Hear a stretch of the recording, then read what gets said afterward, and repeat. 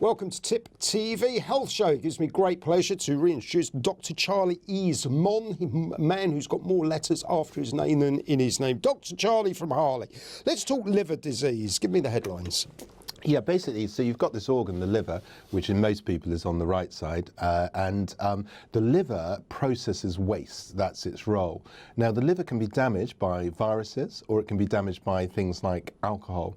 If we look at the viruses, there are two that cause chronic liver disease. Those are hepatitis B and hepatitis C.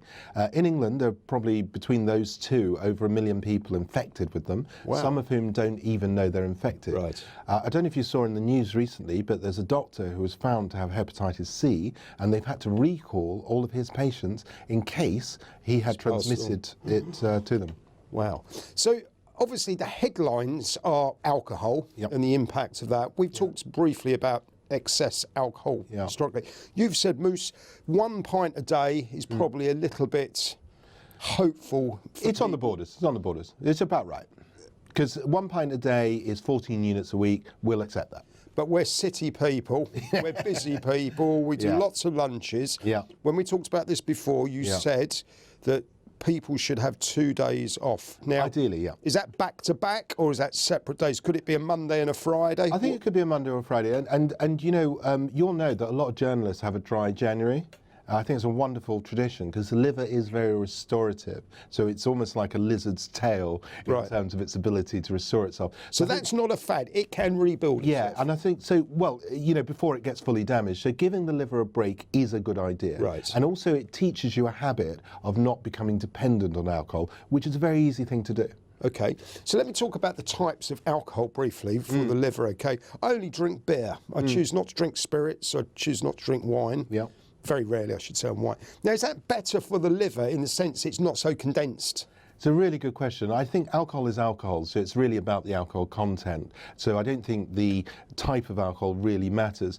There will be manufacturers who will try and persuade us that, you know, theirs is the healthier version of alcohol. But no, I think we should just stick to the principle that alcohol is alcohol. So I'm kidding myself saying that I'm having beer and not double gin and tonics. It's about the quantity. That's what counts. Right, the quantity of alcohol.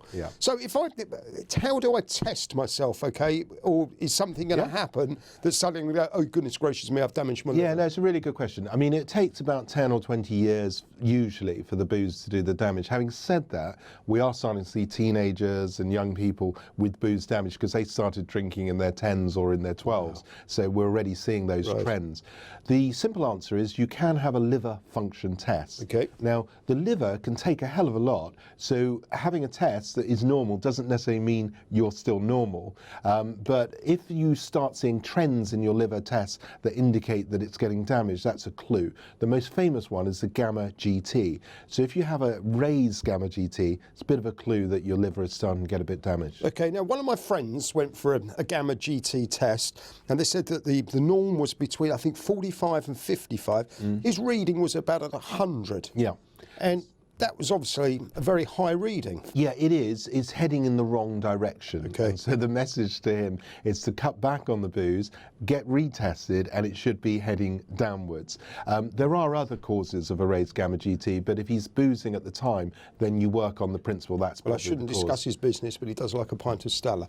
Right. Now, at the same time, somebody looked up on the internet and they reckon George Best, the very famous footballer and sadly the alcoholic, his gamma GT was something in the order of 1,000. Yeah, well, obviously he was famous for his boozing, and Professor Williams was the man who did his original transplant. And poor old George used up 2 livers, basically. You know, alcoholism itself is a terrible thing. It's an addiction.